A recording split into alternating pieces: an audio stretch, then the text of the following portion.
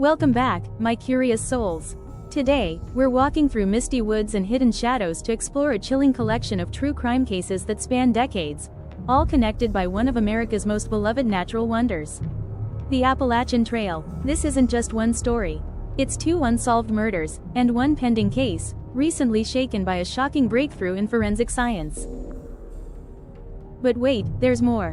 Because this sacred path, meant for healing, hiking, and solitude, has also attracted darkness.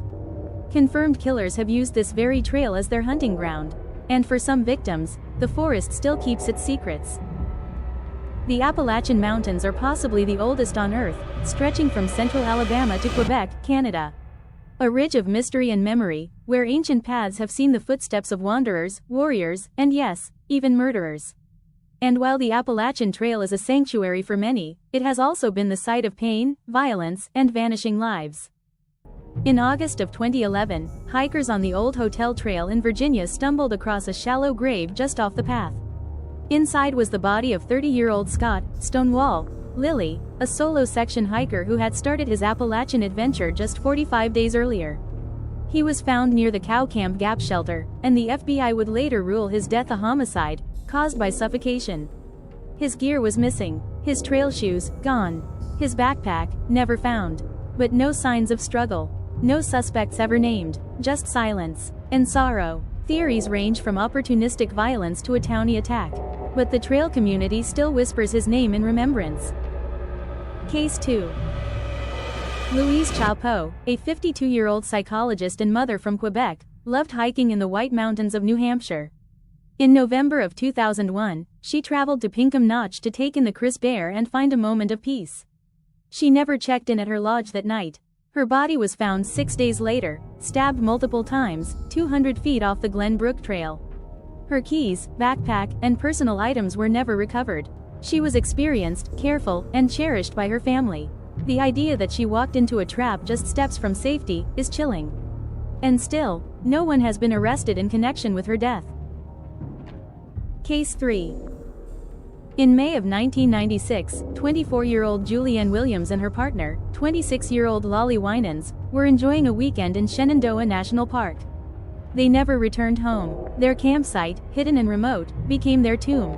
They were bound and murdered, but no one heard a sound.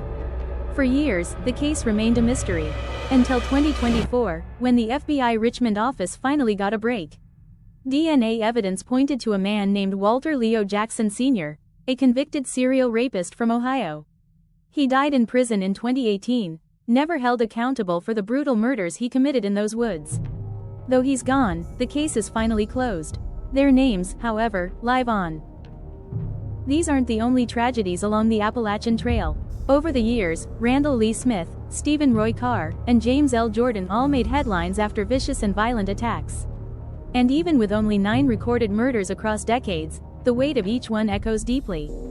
Time may pass, but memory never fades. If you know anything, no matter how small, please contact the authorities below. You could bring peace to a grieving family.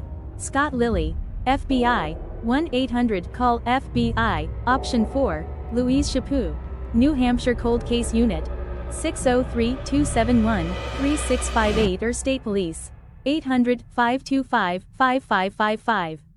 Lollie and Julie, FBI, 1-800-CALL-FBI or tips.fbi.gov. We walk these trails in search of something. Solitude, purpose, peace. But sometimes, the trail has other plans. If you hike, be safe. Trust your instincts. And never stop telling these stories. Because someone always knows something. And here at Tea and Mystery, we'll keep remembering the forgotten, one sip and one soul at a time. Like, follow and share. Every share is a chance to expose their stories to new eyes, and new eyes could mean new clues. Much love and many blessings. I'm Mrs. B and this has been Tea and Mystery, where every Tuesday we cover new cases.